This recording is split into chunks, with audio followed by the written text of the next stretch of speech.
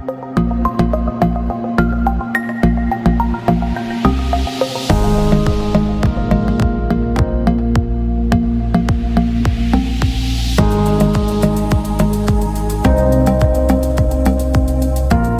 میں نے اپنے کریئر کی جو ابتدا تھی وہ آج سے کوئی 12 سال قبل یو اے کی ایک ریاست دبئی میں اپنے کاروبار سے کی. اور کاروبار کی جو نیچر تھی وہ کچھ یوں تھی کہ پاکستان سے ٹیکسٹائل کی ایکسپورٹ تھی ہماری دبئی میں، اور پھر وقت کے ساتھ ساتھ دبئی سے اسے یو اے کی باقی ریاستوں میں بھی پھیلایا الحمدللہ. اور پھر وہ بھی وقت آیا کہ جب 6 خلیجی ممالک میں ایکسپورٹ ہونے لگی، جن میں سعودی عرب، کویت، بحرین، عمان اور قطر شامل ہیں. اور یہ ایک ایسا میری زندگی کا جرنی تھا جسے قدرت نے مجھے خاص طور پر بلیس کیا، جس میں نے خاص طور پر بزنس کی سکلز کو سیکھا، اور ساتھ ہی ساتھ ایک انٹرنیشنل مارکیٹ میں میرا بہت ساری ملٹی نیشنل برانڈ کے ساتھ بزنس کرنے کا ایکسپیرینس رہا. اس کے بعد میں آج سے کوئی 4 سے 5 سال قبل پاکستان میں شفٹ ہو گیا، اور پاکستان میں شفٹ ہونے کے بعد میں نے یہاں پر ٹریننگ اینڈ ڈیولپمنٹ انڈسٹری میں سافٹ اسکل ٹریننگ کے حوالے سے جو ہے اپنی سروسز کو دینا شروع کیا. ساتھ ہی ساتھ جو ہے میں یہاں پر پاکستان میں اب کچھ اپنے on line stores, e commerce stores کو مینیج کر رہا ہوں.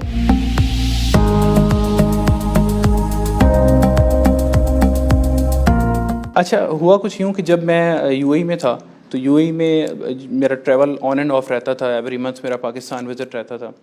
تو ایئرپورٹ پر جو سب سے زیادہ مجھے فیسینیٹ کرتی تھی وہ بک شاپس تھیں.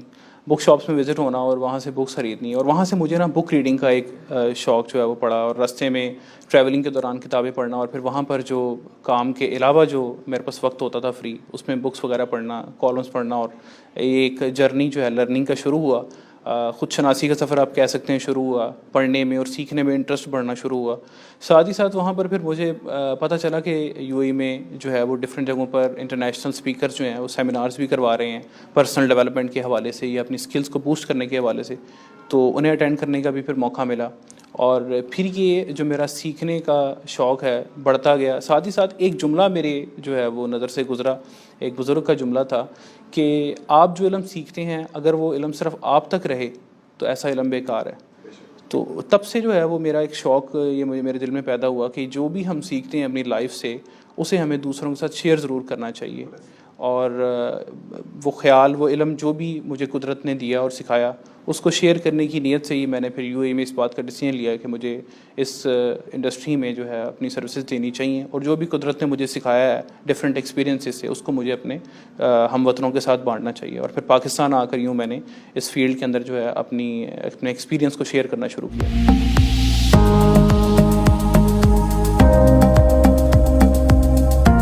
اچھا، پاکستان میں آ کر جو میری پروفیشنل کریئر کا میں نے ایک ری اسٹارٹ لیا پاکستان میں، تو اس میں جو سب سے زیادہ مشکل کا مجھے سامنا کرنا پڑا وہ ڈائریکشن کی تھی کہ کس سمت میں جایا جائے. گائیڈنس کی کمی تھی کہ کیا کیا جائے اور کیسے کیا جائے اور کس طریقے سے کرنا جو ہے وہ بہتر رہے گا. اور دوسری جو سب سے زیادہ بڑی مشکل تھی وہ یہ تھی کہ جو بھی کام ہم یہاں شروع کرنے لگتے ہیں اس میں عام طور پر لوگ یہی کہتے ہیں کہ یہ کام آپ نہیں کر سکیں گے، جس کی وجہ سے میرے وقت کا ایک تھوڑا سا حصہ جو ہے وہ مجھے ڈیلے کرنا پڑا ان اپنے پروگرامز کو، اور تھوڑا مجھے انہیں پوسٹ پون کرنا پڑا. لیکن ایونچولی میں نے جو پلان کیا اس کے مطابق اس پہ بلیو کر کے جب ایکٹ کیا تو الحمدللہ اللہ نے اس میں کامیابی دی مجھے.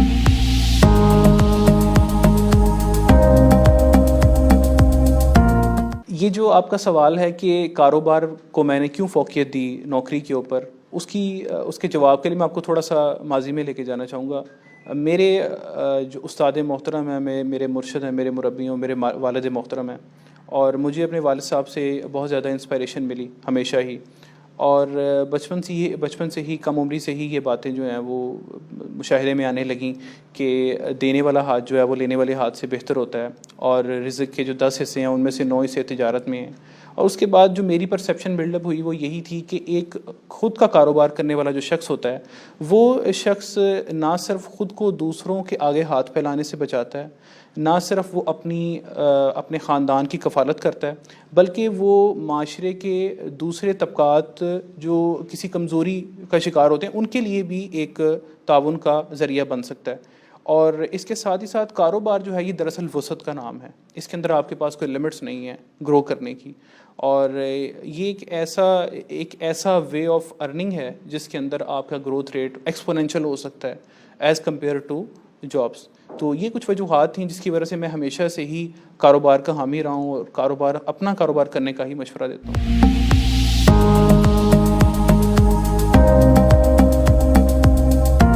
اچھا دیکھیے, انسان کسی بھی شعبے سے وابستہ ہو, چاہے وہ کاروبار ہو, وہ ملازمت ہو, وہ کسی بھی ٹیکنیکل اسکل کو جو ہے وہ مارکیٹ کرتا ہو شخص, کوئی بھی شخص ہو, اس کے پاس کوئی بھی ہنر یا کوئی بھی ہارڈ اسکل ہو, کوئی بھی ٹیکنیکل اسکل ہو, لیکن کچھ ایسی سافٹ اسکل ہیں جو ہر شخص کے پاس جو ہے جن کا ہونا بہت ضروری ہے. میں ان سافٹ اسکلس کا اگر نام لوں تو جن میں ٹائم مینجمنٹ, کچھ میجر سافٹ اسکلس میں ٹائم مینجمنٹ کا بہت اہم کردار ہے. اگر ہمارے پاس جو ایک اونلی ایسٹ ہے, ایک واحد اثاثہ ہے انسان کا, اس کا وقت, اگر وہ اس کو اچھے طریقے سے مینیج نہیں کر سکتا تو کتنا بھی اسکلفل کیوں نہ ہو وہ اپنی تمام صلاحیتوں کو گیون ٹائم کے اندر بروئے کار نہیں لا سکے گا. اگر ہم اس کے علاوہ کمیونیکیشن اسکل کی بات کریں, بہت اہم سافٹ اسکل ہے. اگر بات کرنے کا سلیقہ یا طریقہ نہ آتا ہو تو اس کی بنا پر دو ایسے انسان جن کی ٹیکنیکل اسکل سیم ہوں ان کی کامیابی اور گروتھ ریٹ میں فرق ہوگا because of just soft skills.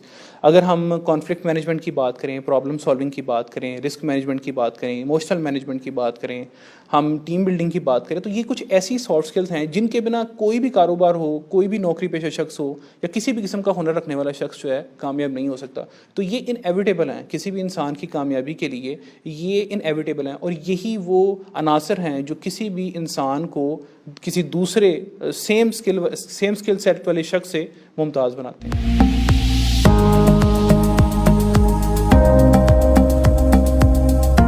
میں یہاں پر یہ عرض کرنا چاہوں گا اس حوالے سے کہ کوئی بھی شخص جو ہے وہ جو بھی کرتا ہے وہ اپنی ایک اوپینین کی بنیاد پہ کرتا ہے. اب اوپینین جو ہے وہ 3 فیکٹر سے جو ہے نا کسی بھی انسان کی بنتی ہے. پہلے نمبر پر اوپینین جو ہے وہ اس نالج سے بنتی ہے جسے وہ مختلف کتابوں یا مختلف ذرائع سے حاصل کرتا ہے, یعنی سیکھنے کی بنیاد پر بنتی ہے. دوسرے نمبر پر کسی بھی شخص کی اوپینین اس کے تجربے کی بنیاد پر بنتی ہے, یعنی جو ایکسپیرینس اسے لائف دیتی ہے اس بنیاد پر اس کی ایک اوپینین بن جاتی ہے. اور تیسرے نمبر پر کچھ لوگوں کی اوپینین جو ہے وہ دوسرے لوگوں کی سنی سنائی باتوں یا ان کی لائف کے گراف کو دیکھ کر بنتی ہے. تو یہ جو تیسرے نمبر کا فیکٹر ہے یہ تھوڑا سا رسکی ہے. عام طور پر ہم دوسرے لوگوں کی شہرت اور دوسرے لوگوں کی کامیابی دیکھ کر اسی شخص کی فیلڈ کو اڈاپٹ کرنا چاہتے ہیں, جبکہ خدا نے ہمیں ایک الگ ہی صلاحیتوں, ٹیلنٹ اور کیپیبلٹی سے نوازا ہوتا ہے. تو ہمیں یہ دیکھنا ہوتا ہے کہ کیا واقعی ہمارا مقصد جو ہے وہ یہی ہے, کیا ہم واقعی میں ٹرینر بننا چاہتے ہیں. کیونکہ ٹریننگ جو ہے یہ ایک طرح سے سیکھنے اور سکھانے کا عمل ہے. میں تو اسے سیکھنے اور سکھانے کا شعبہ کہتا ہوں. آپ کچھ سیکھتے ہیں, آپ کے پاس کوئی علم ہوتا ہے, کوئی اسکل سیٹ ہوتا ہے, کوئی نالج ہوتی ہے جسے آپ ٹرانسفر کرنا چاہتے ہیں. میں عرف عام میں ایک ٹرینر کو انجیکٹر بھی کہتا ہوں, یعنی وہ ٹرینر جو ہوتا ہے وہ ایک خاص قسم کا علم یا ہنر جو ہے دوسرے لوگوں میں انجیکٹ کرتا ہے. اب آپ نے جو چیز انجیکٹ کرنی ہے وہ کانٹینٹ یا وہ نالج یا وہ ایکسپیرینس تو آپ کے پاس ہونا سالڈ بیسس پر. آپ نے اسے جو بھی آپ علم یا ہنر آپ ٹرانسفر کرنا چاہ رہے ہیں اس کو آپ نے کسی استاد سے سیکھا ہو یا اس کو تجربے کی بنیاد پر حاصل کیا ہو, تو تبھی آپ اس کو ایک بہتر انداز سے کسی دوسرے شخص میں انجیکٹ کر سکتے ہیں. تو پہلے نمبر پر تو آپ نے اپنے گولز اور مقاصد کو واضح کرنا ہوتا ہے ٹریننگ انڈسٹری میں, اور دوسرے نمبر پر کچھ اسکل سیٹ ہیں جن کا ہونا بہت ضروری ہے ایک ٹرینر کے لیے, جن میں اگر بہت ہی میں بریفلی بتاؤں اور جو میجر اسکل سیٹس ہیں ان میں کمیونیکیشن اسکل بہت امپورٹنٹ ہے, نالج مینجمنٹ اسکل بہت امپورٹنٹ ہے, اس کے اندر پریزنٹیشن اسکلس بہت امپورٹنٹ ہے, اور اگر کچھ ویلیوز کی بات کروں تو ڈسپلن اور کمٹمنٹ کے بغیر کوئی بھی شخص جو ہے وہ ایک کامیاب ٹرینر نہیں بن سکتا.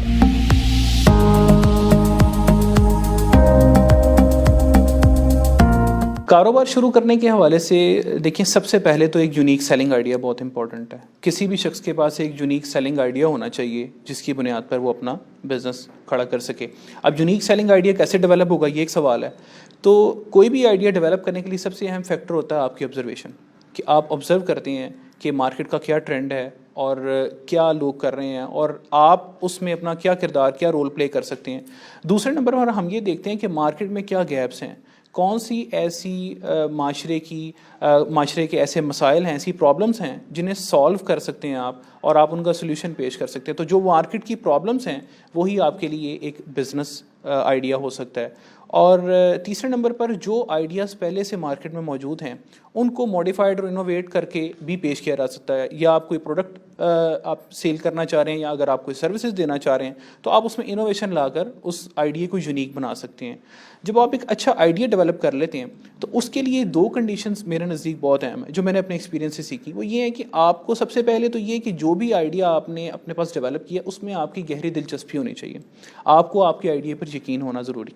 اور دوسرے نمبر پر جب آپ کو آپ کے آئیڈیا پہ یقین ہو, ٹرسٹ ہو, اور آپ سمجھیں کہ واقعی ایک سیلیبل آئیڈیا ہے, اس کے بعد آپ کا اس آئیڈیا میں کچھ ایکسپیرینس ہونا بھی ضروری ہے. تو بہت سارے لوگ ایسے ہوں گے جن کے لیے یہ آئیڈیا جو بھی وہ ڈیولپ کریں وہ نیا ہوگا. تو آبویسلی اس کے لیے پھر یہ کیا جا سکتا ہے, جو میں ریکمینڈ کرتا ہوں کہ آپ 6 ماہ سے 3 سال تک کسی ایسے شخص کے پاس جاب کریں جو اس آئیڈیا یا اس پروڈکٹ پہ پہلے سے یا اس سروسز پہ پہلے سے وہ کام کر رہا ہے. یہ جو جاب کا ایریا, جو یہ جاب کا جو خاص ٹینیور ہوگا, جو ایک خاص اسپین آف ٹائم ہوگا, اس کے اندر آپ کو جو ایکسپیرینس ملے گا اس میں آپ کو اپنے ریسورسز جو ہیں وہ نہیں لگانے پڑیں گے. آپ کسی شخص کے پاس ملازمت کر کے اس سے وہ کام سیکھ سکتے ہیں اور اس کے بعد آپ اس کو اپنے بزنس کے طور پر بھی سٹارٹ کر سکتے ہیں. اور سب سے آخر میں جو چیز میں عرض کرنا چاہوں گا, ایک کامیاب شخص یا کامیاب کاروباری شخص ہم کہہ سکتے ہیں, اس شخص کے لیے سب سے اہم ترین چیز جو ہوگی کامیابی کے لیے وہ کمٹمنٹ ہے. اگر وہ اپنی زبان کا پکا ہے تو وہ بغیر پیسوں کے بھی کروڑ پتی ہے, اور اگر اس کی زبان نہیں ہے تو پھر کوئی بھی شخص اس پہ مارکیٹ میں یقین نہیں کرے گا.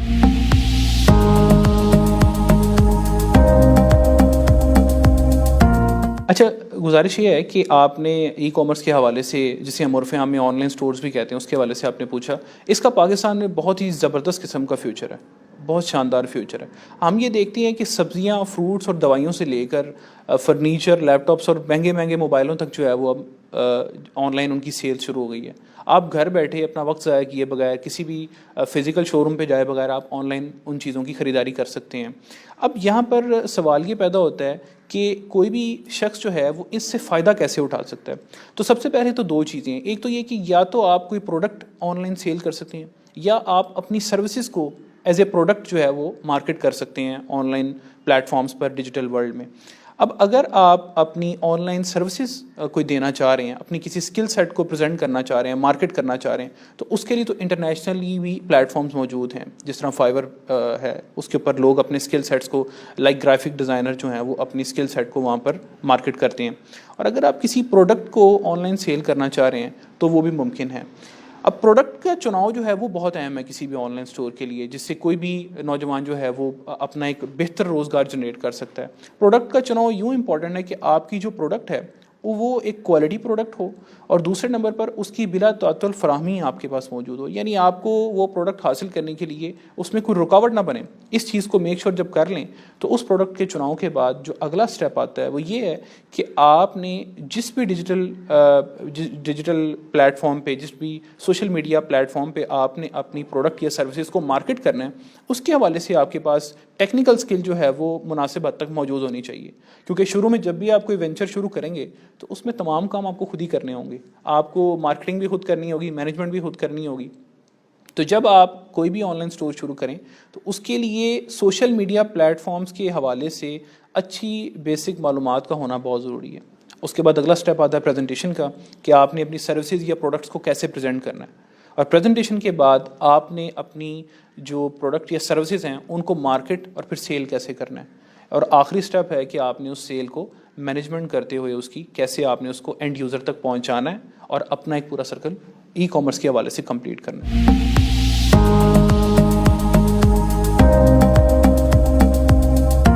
اچھا, قاسم علی شاہ صاحب سے ایک سیکھنے اور عزت اور احترام کا ایک طویل تعلق ہے. قاسم علی شاہ صاحب کے بارے میں میں صرف اتنا ہی کہنا چاہوں گا کہ انہوں نے ایک بہت ہی شاندار کام کا ٹرینڈ سیٹ کیا, جسے میں سیکھنے اور سکھانے کا شعبہ بھی کہتا ہوں. قاسم علی شاہ صاحب نے ایک ایسی فیلڈ متعارف کروائی جس میں نہ صرف انسان خود سیکھنے کے مرحلے میں سے ہو کر گزرتا ہے, بلکہ وہ دوسرے انسانوں کی لائف میں ویلیو ایڈ کرنے کا بھی باعث بنتا ہے. اور ان کی جو خدمات ہیں وہ واقعی گراں قدر ہیں. اور بہت شاندار کام کیا ہے. اور خاص طور پر جب سے فاؤنڈیشن کا انہوں نے ایک انیشیٹو لیا تو اس میں چیزیں جو ہے بہت آرگنائز وے میں بہت زیادہ ایکسپونینشیل حد تک لوگوں تک پہنچنے لگیں، جو کہ ایک بہت ہی قابل تحسین عمل رہا.